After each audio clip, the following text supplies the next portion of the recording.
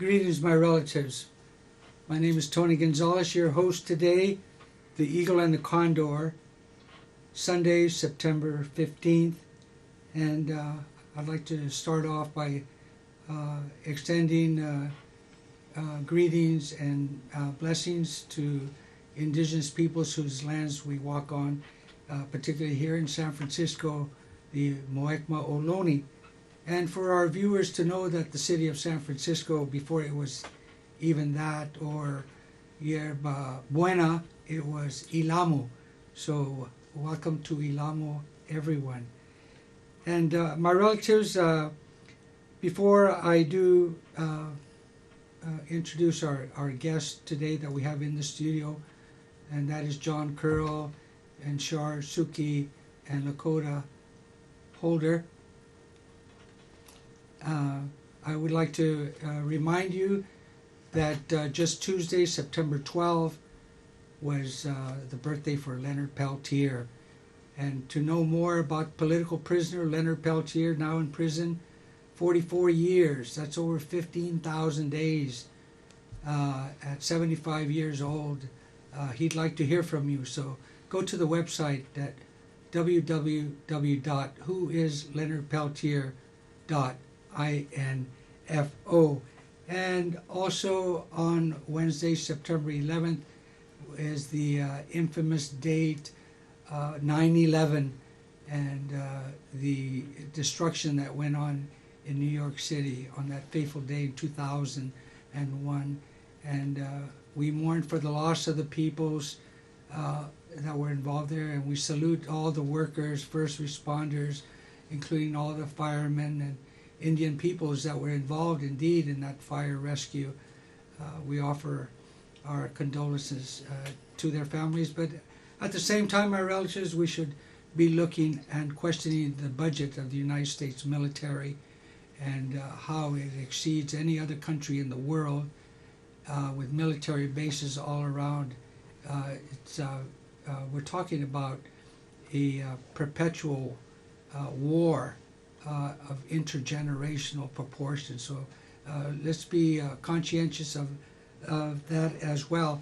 And also I'd like to make mention that just Tuesday, I believe it was, Governor Gavin Newsom signed the bill, Senate Bill 419, and that has to do with students and their behavior in the classroom. So with that signature, no longer will students be suspended from elementary school, whether it's the third grade, the fourth grade, the fifth, or the sixth.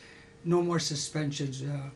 It has been determined that with all these suspensions, particularly of people of color, the students of color, it's assigned for the fast track to the prison system. So salute to the governor signing that bill, Senate Bill 1419.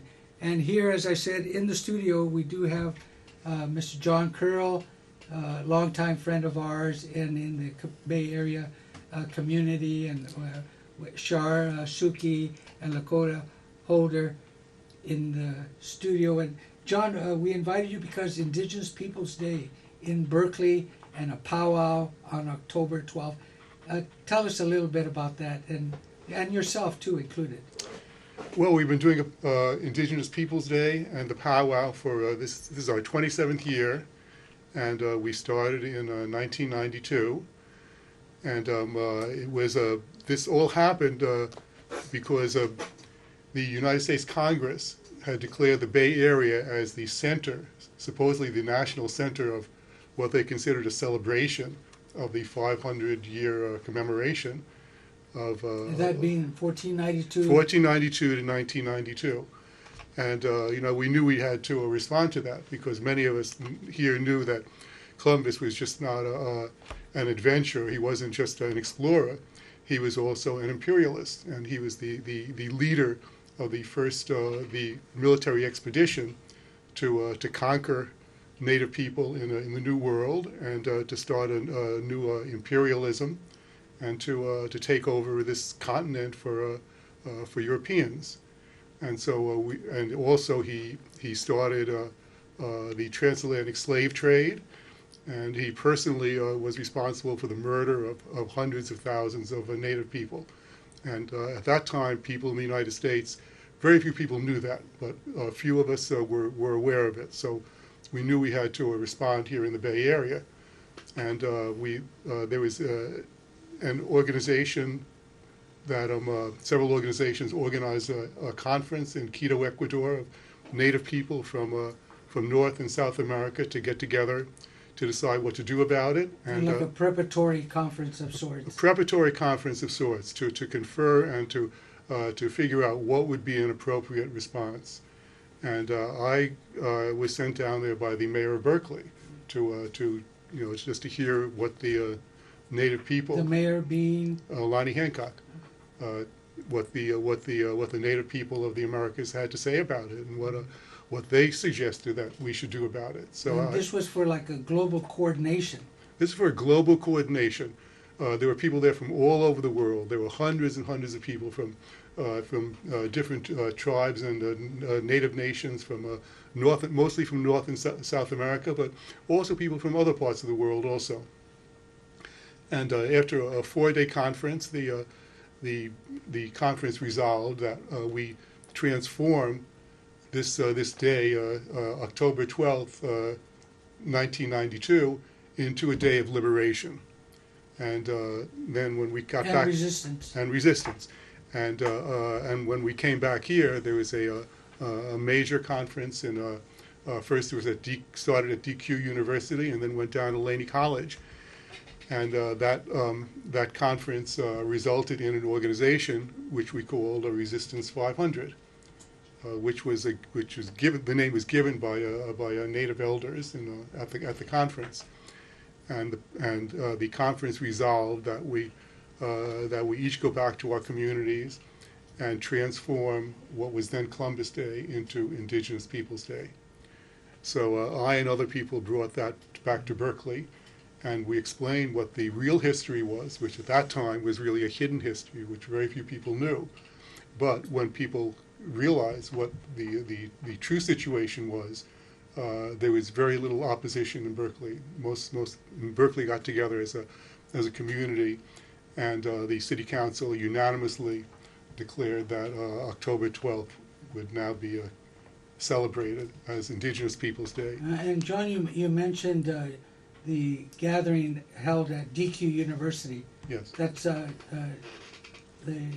2-year Indigenous Intertribal College, about 11 miles west of Davis, California, for our viewers to. Yes, that's correct. DQ and DQ is not Dairy Queen. No, it's not. It's definitely not Dairy Queen. Yeah, Definitely not Dairy Queen. Actually, it's Degana Waga Coatzacoatl.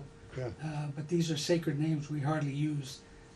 But DQ University. I want to thank you for that, John. And can you introduce some of our guests that you brought with us? Well, we organized the Berkeley Powwow through a committee called the Indigenous Peoples Day Committee. Mm-hmm.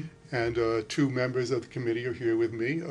Shar Suki, who has been pretty much from the very beginning, and Lakota Holder, who is one of our newer members. Sego, my relatives, thank you, Tony, for having us on today. It's a real honor to be with you. Yes, we've been putting this powwow on. You may remember, I'm sure you remember. Well, I just want to mention some of the folks that put this on the first time in 1992. Yes, that would be Millie Ketchishano, who's passed on from the Muskogee Creek Nation, and Lee Sprague was busy with it, and Dennis Jennings, and our local outstanding allies such as John Curl, and Nilo Cayuqueo. Yes, and folks from Garcia, and folks from the Sami Nation, and Nancy and the late Mark Gorell. And is that Nathan Moose of the Sami? No, I don't know. I didn't know Okay. Nathan Moose. Uh-huh. I wasn't there at the very beginning. Okay. In 1999, Millie wanted to spend more time in Oklahoma, and she was scouting around for someone to take her spot. And Penny Opal suggested my name, and I said, "Okay, Millie, as long as you're gonna let me know how to run this." And she had the committee in place, and I coordinated from 2000 to 2004. Her son, this is really a family event when I think about it, and that's part of the reason I brought this shawl today, is that Millie's son Gino now has been running it for the last few years and doing an outstanding job, and we have a really small, wonderful, dedicated committee, and we've been recruiting more members as we approach retirement Sure. age. So Lakota's going to tell you about the actual events of the day. Millie was really a dedicated person to this, and she was also co-producer of a film, and she had taken Gino and his sister out to Alcatraz when they were little, so she'd been involved in everything since she had relocated here during the late 50s. One of the things we have every year for the last few years at our powwow, we call the Prettiest Shawl Contest, and this is a traditional style shawl. This is just part of it. And so I realized as I was thinking about coming here today that this is really a continuation of family, because Millie co-founded the powwow. She kept it going for 10 years. And then now Gino's taken over, and this shawl was made by his sister Leslie Deer, who's a fabulous and becoming very well-known designer of contemporary Native work, ribbon work, and all kinds of things. And she's back in Oklahoma. So, in honor of Millie, we have, you're welcome to bring your shawl, and we have a little intertribal, and we have a little contest, and it's just to show off, because there's so many ways our people have not been recognized, either their art or their contributions, no matter whether it was athletic or political. And so this is a small way, but yet a beautiful way for us to honor the culture and the design that we have inherent in our cultures. And I forgot to say, Sego, my relatives, Shario Yanare. I come from the Onyotaaka, the people of the Standing Stone, and the Salagi.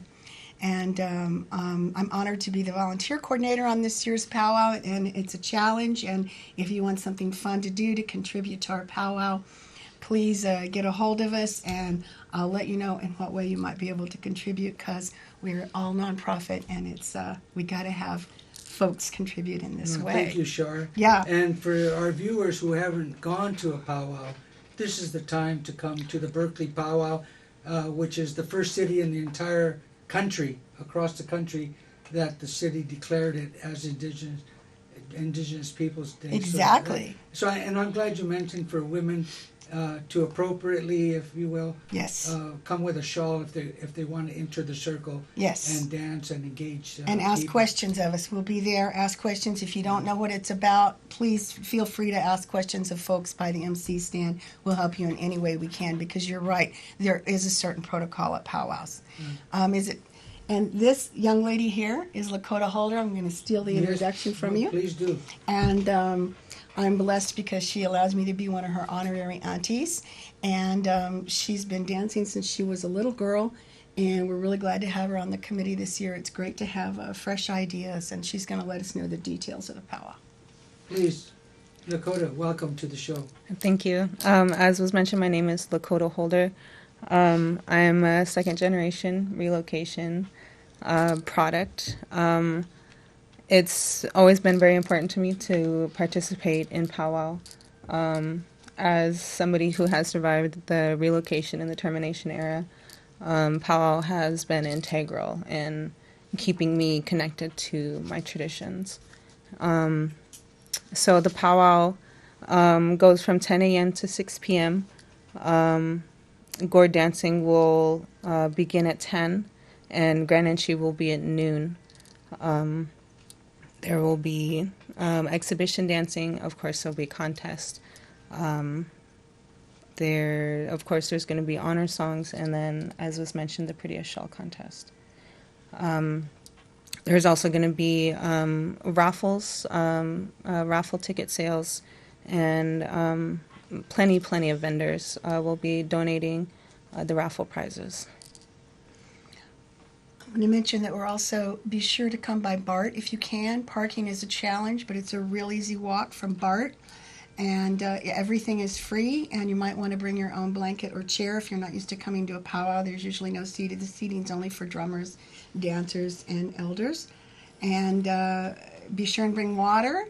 and some money to buy Indian tacos and maybe buffalo burgers and ices and have a really good time. And there's no alcohol or drugs allowed at our powwows, in keeping with our tradition. So keep those things in mind, and everybody will enjoy it. The weather's usually quite beautiful that day. All right. And John, can you give us more information about the across the country, for example, in a nutshell, states that have declared Indigenous Peoples Day, like South Dakota? South Dakota, Alaska. There are cities all over the country now, including Los Angeles, now San Francisco, Seattle, Portland, Phoenix. Numerous small cities and municipalities have declared it. Simply because it's very difficult to do on a large scale. But in your own community, just bringing to life the facts of the situation really just brings most people around to it. Mm-hmm. Because Indigenous Peoples Day is a day celebrating life, celebrating the future, celebrating resistance and renewal. And what the former Columbus Day was a celebration of imperialism and colonialism and genocide. And so, we're looking to the future. There are communities all over the country who are working on this. And so it came out of Quito, Ecuador, 1990. The Yes. different resolutions included beginning to change the narrative Absolutely. of the history of the Western Hemisphere that would begin in 1992. And so here we are, 527 years we're going to commemorate on October 12th, Saturday, from 10 a.m. to 6. In Civic PM. Center, Martin Luther King Civic Center Park, which is the downtown park in Berkeley, and it's just free, and it's on a Saturday. You just come and go all day. And the march has continued in changing that narrative, from changing mascots in public schools to certain paintings, certain statues, like here in San Francisco, the statue, what was it, the pioneer? Down by the Civic Center, I can't remember. Down by the Civic Center, Mhm. the pioneer statue, and all across this country, other people have picked up the momentum, and that's terrific. A lot of good things to bring all the sacred colors of the two-legged people together, and certainly changing the narrative from how it has been to what we would like it to be, more truthful and honest, would be germane, to all the peoples. May I add something? Yes, please, Sean. I wanted to add that a lot of times people think that powwows are just social events and they're just flashy because people spend a lot of time creating their outfits. But this has always been a powwow that is about activism. So at different times every year, you never know what kind of social justice issue particular to Native communities will be addressed. Last year, Marge Grow Eppard came, and the Red Lightning Women Singers, we did an honor on behalf of murdered and missing Indigenous women. When there's been poetry readings, also we make sure that every year we begin the day with Ohlone or Pomo dancers, and that will happen again this year. And the Condor is represented by having Aztec dancers. So those are in the morning. Those are the exhibition dancers. Mm-hmm. So it's a real broad thing. If you haven't been to a circle powwow, come see our circle. And there are always round dances where the entire community can participate. So, exactly. So it's bringing the Native people bringing the community into direct communication with the Native people. Yes. And John, I don't want to forget to mention this book for our viewers to pick up, and how to organize Indigenous Peoples Day in your community. So not to hesitate from moving forward to do just that. Do you have a website or where people can purchase the book, John? Yeah, absolutely. Our organizational website is www.ipdpowwow.org, ipdpowwow.org, and you can get information about getting the book there. And this book is an historical, full of historical documents of what happened, how it happened, and how you, wherever you are, can make it happen in your own community also. It's a And great since resource. since before Quito, Yes, Ecuador. since before Quito, Ecuador. Updated very well, very well. And there is a poster right behind Shar, between Shar and Lakota there for our viewers to see, and that would be the Indigenous Day powwow for y'all to try it and make it as well. And my relatives, we're coming close to the half hour here, and but before I get back with John, I did want to mention that the climate change, and that's what's happening around the world, and we're feeling the effects of Mother Earth and the cleansing that is going on, and what happened in Mozambique. A hurricane hit twice in the same year there, and they're suffering from that, as we just witnessed in Barbados and out in that area of the Caribbean, the hurricane that went through there, and including the people of Puerto Rico that haven't recovered, the year before. So there's a lot of havoc being created there as a result of the climate change. So our hearts go out to all the peoples affected there. And John, can you tell us just a little bit about the video that we're about to see? The video we're going to see, it started out as I published this poem, which is a book-length poem called Columbus and the Bay of Pigs. And out of that came this video. And the video is called The Columbus Invasion. And it's narrated by Miguel Molina, who you may know from KPFA, and June LeGrand, who's a well-known Cherokee storyteller, and myself. And the Columbus Invasion, basically using images from the 15th and 16th century, lays out the entire history of what happened, of the native people, the Taino Indian native nation that was living in the Caribbean, and how they were invaded by Columbus and the Spanish Armada, and and the results of it. In the beginning of the First World War, when the Yes. Europeans converged on this Western Hemisphere. I want to thank you very much, John, and our guests, Shar, Suki, and Lakota Holder as well. And my relatives, we're going to be inviting Bismarck Delgado to share with us the Bay Native calendar of events in the Bay Area. And now my relatives, the Bay Area calendar reading by our good friend Bismarck Delgado.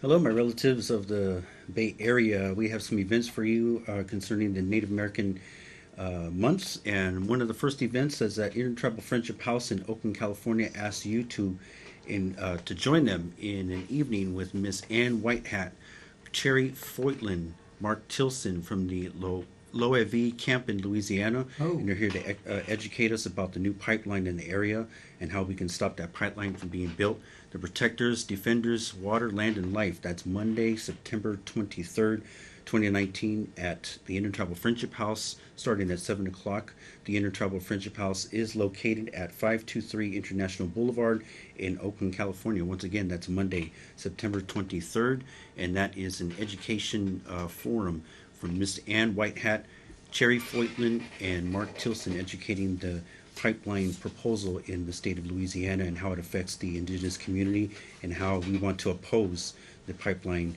on the indigenous community out there. Also at Intertribal Friendship House on Thursday nights is the dance and drum practice. Once again, the Intertribal Friendship House is located at 523 International Boulevard, and it's also a wonderful place for you to learn your Native American heritage as well as dance and drum practice. Those are the areas where the people and the dancers that you see at the powwows learn to dance and learn to drum and learn songs. It's fun, fitness, friendship, and it's a wonderful way in the Bay Area to learn about your culture. Also in Berkeley is the Indigenous Peoples Powwow and Indian Market. That will be Saturday, October 12th. 2019 at downtown Berkeley. That's Martin Luther King Park, Civic Center Park in downtown Berkeley. That's going to be the 527th opposing of Columbus's arrival, but it's also the 27th year of the Indigenous Peoples Day powwow. It was started in 1992, and it now goes on to this very day. And there will be lots of intertribal dancing, contest dancing. There's going to be the big grand entry. The co-MCs will be Randy Pico and Aurora Mamea, and also the head lady dancer will be Nashoni Ellenwood. That is all the time that we have for the Bay Native Circle and the Eagle and Condor calendar of events. And we also want to throw in something that happens on Tuesday night from 5:30 p.m. to 7:30 p.m., and that is the Native American Future Generations Living in Culture Through Song and Dance. That is another dance and drum practice. However, that class is requiring registration, so please contact Stephanie Gregory at 408-445-3400 at extension 1053. That's the Native American Future Generation Living in Culture Through Song and Dance, and that is at the Roosevelt Center, Roosevelt Community Center, located at 901 East Santa Clara Street in San Jose. And these classes are designed to improve and promote your Native American self-esteem, self-image, intergenerational connectedness, and cultural pride. So as we celebrate and salute California Indian Heritage Month to all of our California Indian relatives out there, and also don't forget the Indigenous Peoples Day Powwow. That's Saturday, October 12th, 2019 in Berkeley. And now back to your Eagle and Condor host for this evening, Mr. Tony Gonzales. Thank you very much, Bismarck. And my relatives, on September 15th, that would be on Monday, that El Grito de Independencia, and indeed all across Central America, the liberation of those former colonies from Spanish rule. So it'll be celebrated here in San Francisco on Monday at 5:30 at the Civic Center at the Joseph Alioto Plaza. And also my relatives, the Amamatsen Walk for Juristic, a sacred site that is being planned for mining by developers. There was a 5-mile walk last Sunday, and it was very successful, bringing attention to Juristic Park. And for people to get more information, go to amamatsenlandtrust.org. That would be AMAHMUTSUN landtrust.org for more information.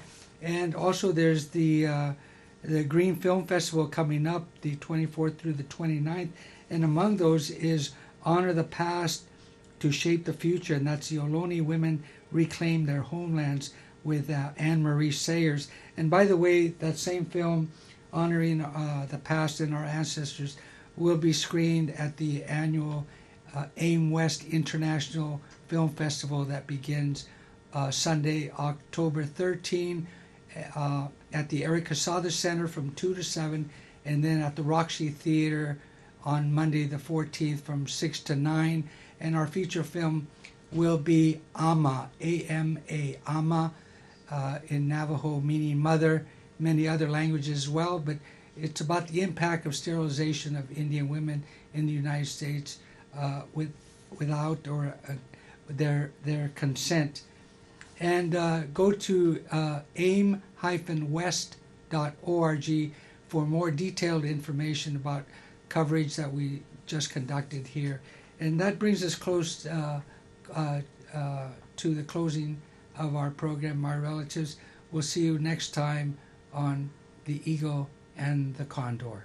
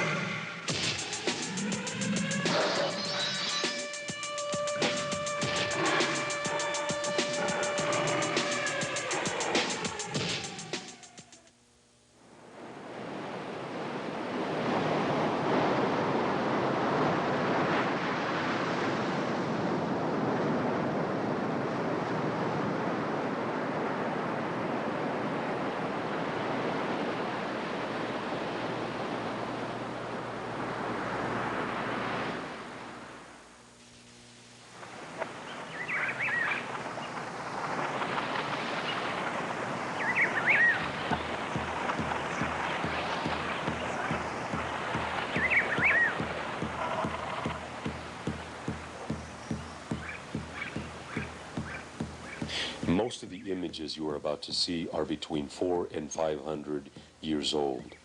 Many were drawn by artists who were there, who witnessed and recorded these historical truths.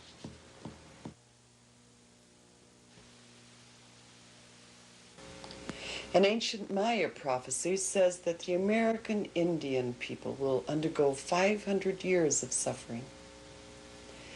Then the eagle of the north and the condor of the south will finally come together and join their tears.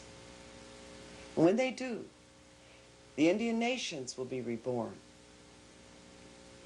Many Indian elders say that the 500 years are 1492 to 1992, that the cycle is now coming to a close and the Indian nations are about to be reborn. The Caribbean islands were once the homeland of the Taino Indian people. They were a prosperous, friendly nation, numbering in the millions. Taino means peaceful or good. They lived in villages of round palm-thatched huts called canays. The men hunted with trained little barkless dogs. Their main weapons were fishbone-tipped spears, and they used pet parrots to decoy wild ones, then noose their feet. They fished the sea in dugout canoes, some large enough to carry 80 or more. The Tainos were great swimmers. Their bread was cassava, baked on a stone griddle. They kept a pepper pot soup simmering at all times. They shaped clay coils into pots, wove baskets from biheo leaves. They mixed earth and ashes into mounds where they grew cassava. On hillsides, they planted corn, 5 kernels in each hole a pace apart. They grew yams, beans, pepper, coconut, papayas, pineapple. They bathed daily using deagle root as soap. They slept in net hammocks. To lock a house, they placed a stick across the entrance, and no Taino would think to pass.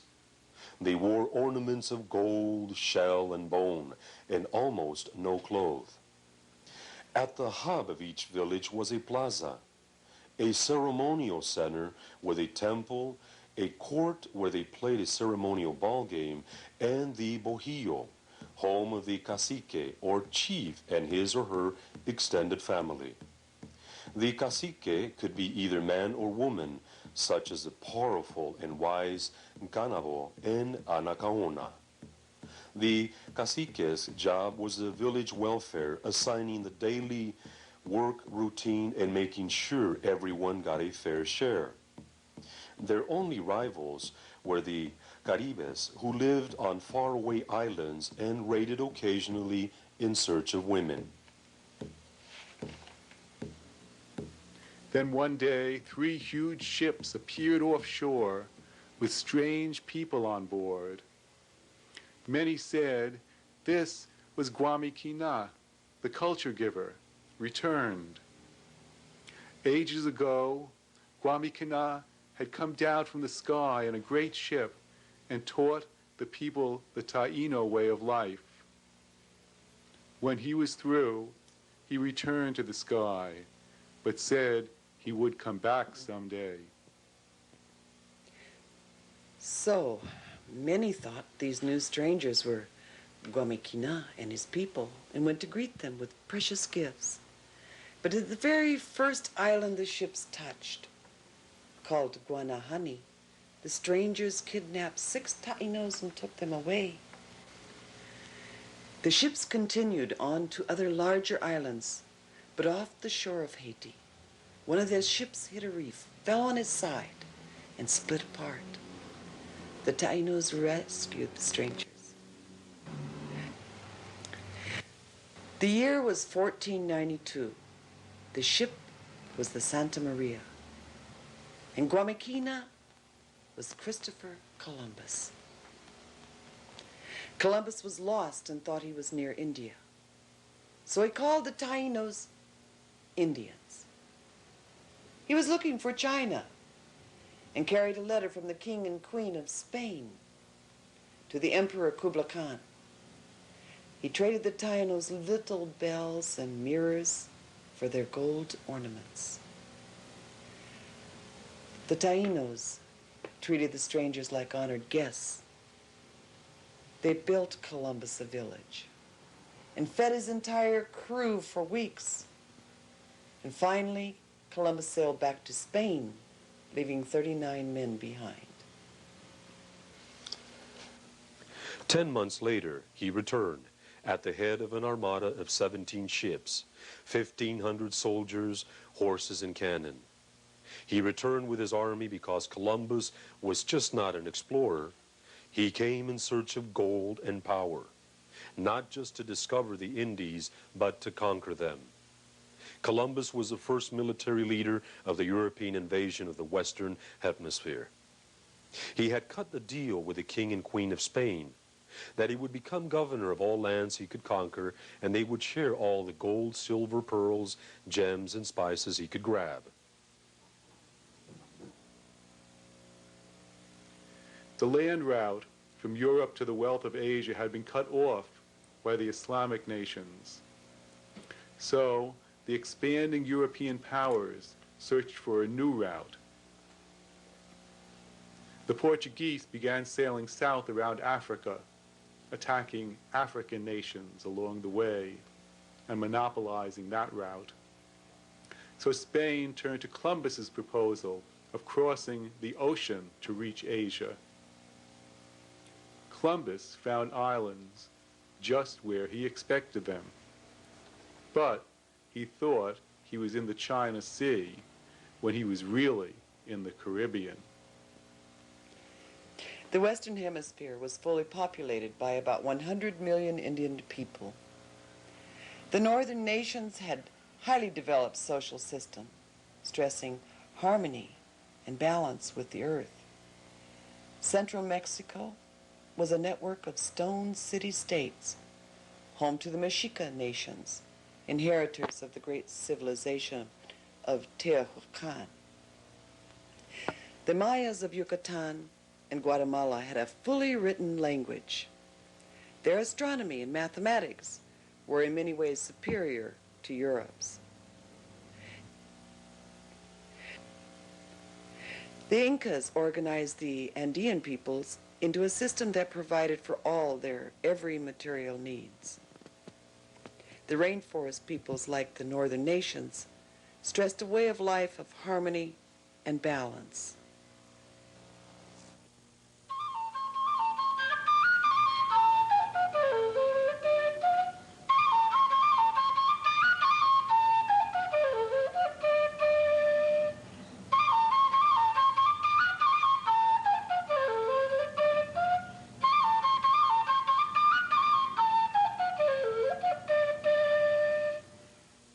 When Columbus returned to the site of his colony on Haiti, he found it burned to the ground.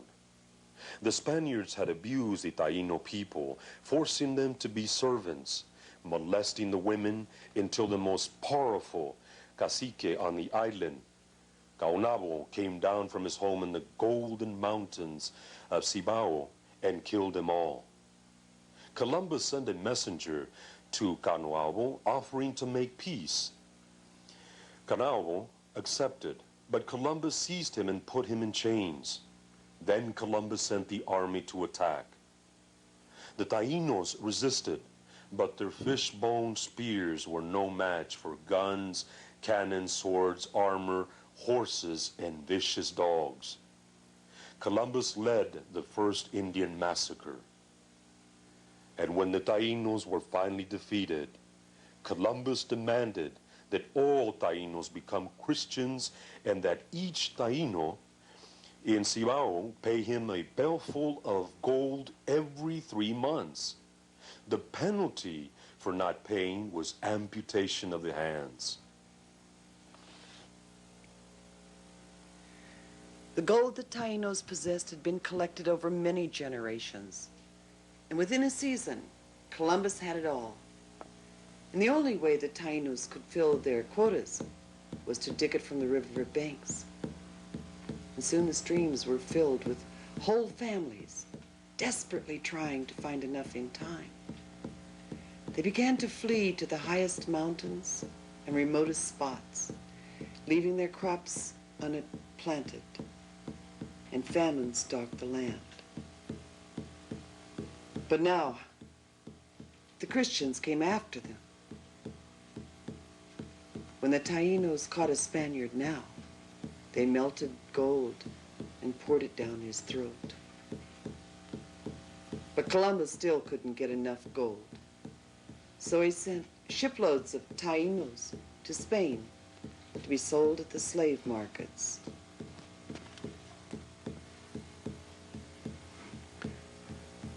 Word of Columbus's invasion spread quickly, and now, wherever Spanish ships approached, the Indians no longer met them with gifts, but with arrows. Columbus's men captured the Taino leaders and killed them. Kaonabo, his wife, the beautiful and wise Anakaona, Hatui, Behechio, Guarionesh.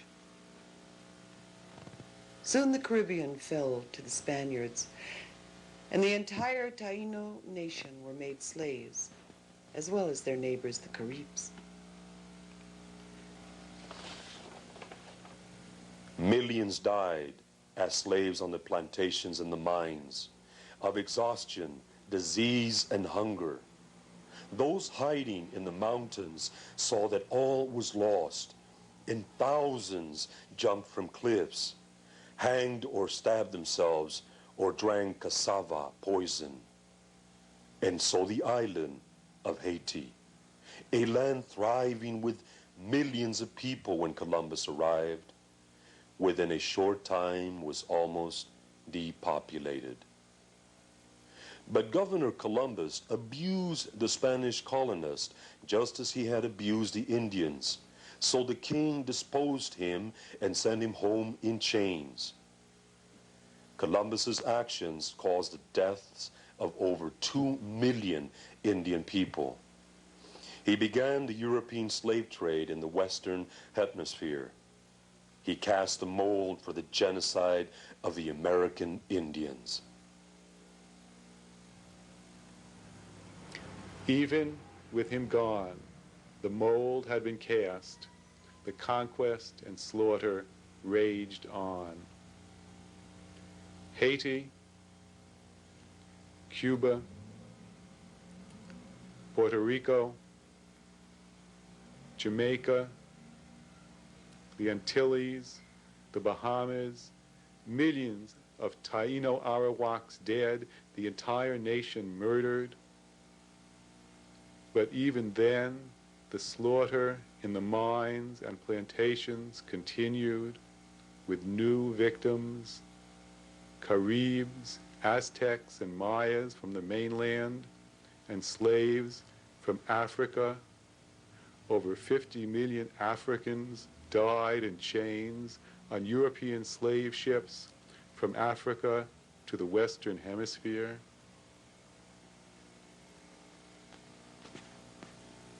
When a Spaniard was granted land, he was also granted all the Indians living on that land as serfs.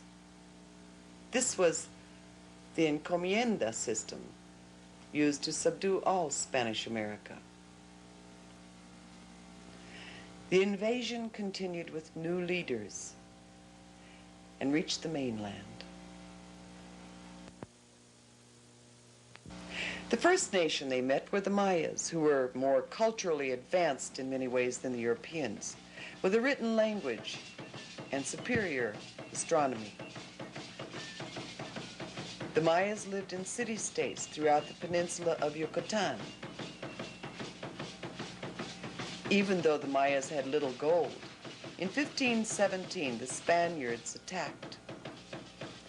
The Mayas drove them out, mortally wounding the Spanish leader. But new battalions of invaders returned. The Mayas fought valiantly for 19 years, and some Maya groups were never defeated. Meanwhile, the Spaniards turned to Central Mexico, home to the Nahua nations. The Nahuas, like the Mayans, lived in numerous city-states throughout, as they called it, Anahuac. At the time of the Spanish invasion, the Nahua nations known as Mexicas or Aztecs dominated most of Anahuac. The Mexicas offered the Spaniards gifts and asked them not to land. But the gifts only made Cortés hungrier for gold and power. He led his army towards the capital, Tenochtitlan, attacking and defeating other Nahua cities on the way. Cortés forced the defeated Nahua cities to join him against the Aztecs. The Aztecs received him as honored guest, but he seized Moctezuma and held him hostage.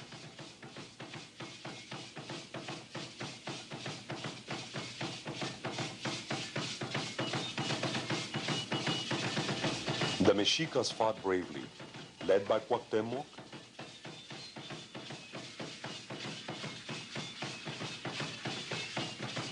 and drove the invaders out of Tenochtitlan.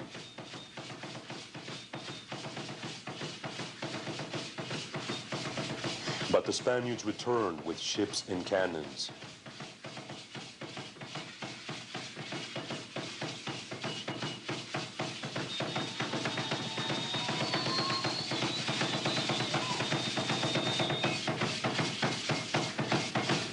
Weakened by European diseases, the Aztecs were finally defeated. Cuauhtémoc was tortured, then murdered. But even in military defeat,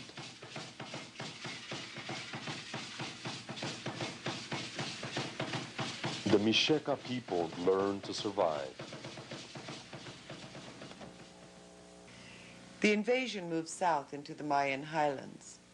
In Chiapas and Guatemala, they attacked the Chamulas, Quiches, and Cachiquel Mayas. The invaders soon reached the Inca land of Peru, or Tawantinsuyu.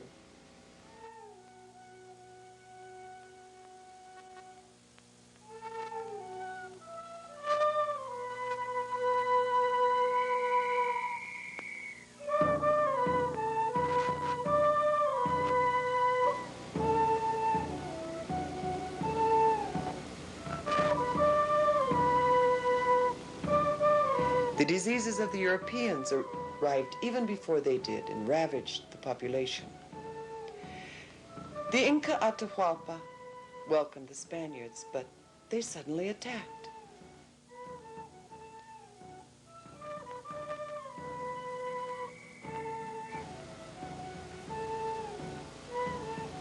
The Inca armies resisted, but were devastated by epidemic diseases. Pizarro held Atahualpa hostage for a ransom of a room full of gold, which the Incas paid. Nonetheless, the Spaniards murdered Atahualpa and later Manco Capec. Tens of thousands of Indians died in battle, and the survivors suffered defeat and slavery. Nonetheless, the Andean Indian people remained in constant rebellion against their oppressors. Other Europeans followed the trail of Columbus and the Spaniards in search of gold, gems, furs, land, and other riches. The French, Portuguese, the Dutch at the tip of South America, the English in the Arctic, Florida, Pennsylvania, Virginia, Dakota, California. Everywhere the invaders attacked, the Indians were there to resist them.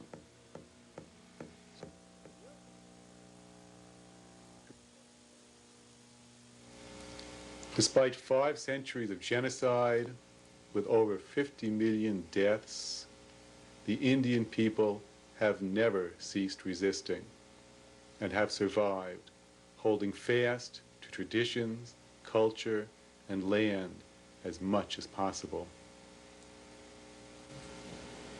Many elders say that the year 1992 completes the 500-year cycle of Indian suffering, 1492 to 1992, predicted by ancient prophecy.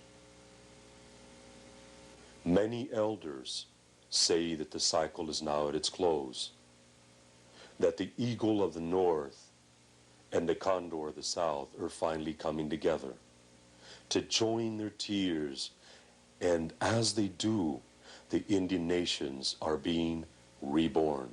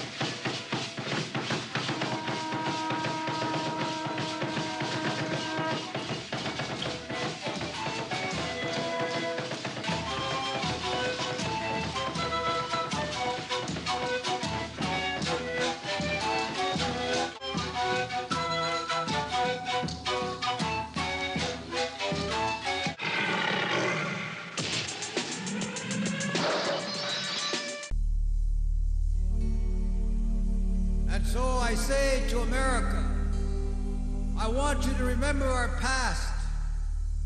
This past will give you direction for the future. Just as our people in our past, we are the spirit of the future. The spirit of this land lies rooted in the history of Native people.